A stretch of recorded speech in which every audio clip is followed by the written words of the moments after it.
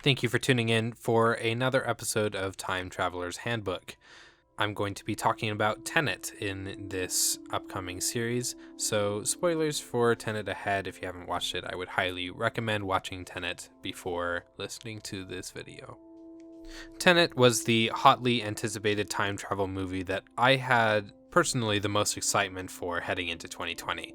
I'm happy that I did finally see a release date and that the guidelines in my state helped me feel comfortable enough to go in and see it in theaters.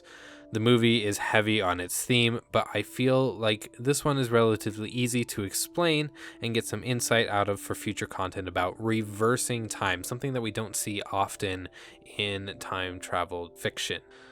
I'm just going to be exploring a couple of prominent themes from the film and seeing what kind of insights we can get out of it.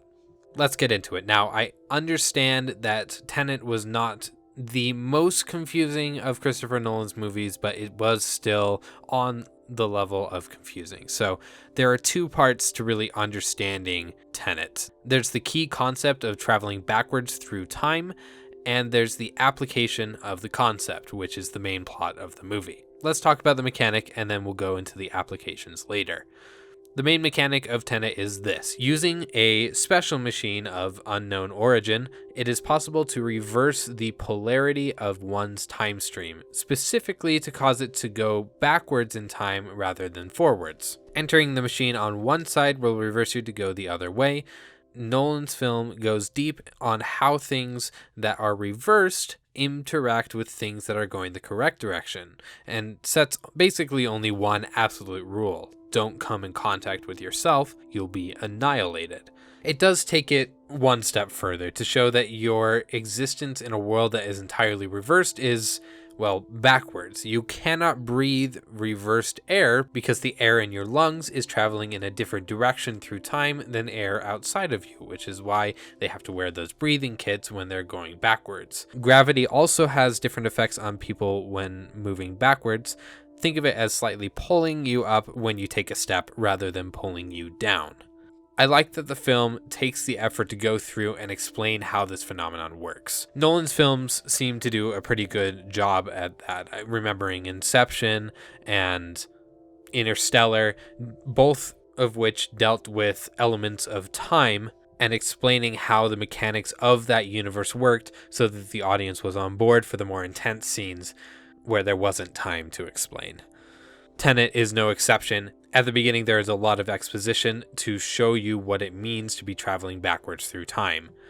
Nolan does a pretty admirable job for his first true time travel movie that he's produced. There's definitely a balance between showing how something works, but not overbearing on your audience to follow the exact details. There are a lot of implications of the mechanics of the universe that the audience feels when they're watching a movie and seeing the things unravel before them, and that's great. Don't give them all of the possibilities, just let them think about it. I also like the attention to detail that the film devoted to the mechanic and the fact that everything affected by this is taken into account during the run of the film. Like, of course, you didn't need to go into how air doesn't work backwards, but they thought of that, and it adds uniqueness to the film, and it's incredibly detailed how they pay attention to this. I have a feeling that this movie is really kind of one of a kind in this kind of aspect of showing multiple things travel backwards through times alongside things that are traveling forwards through times. We don't really see that alongside each other in any other medium. Now, there are consequences in the world for traveling backwards in time. So, we're going to talk about determinism next time and talk about what it means for certain events to be basically predetermined when you are traveling backwards in time, and how the characters in the movie deal with that kind of situation. As always, thank you for listening.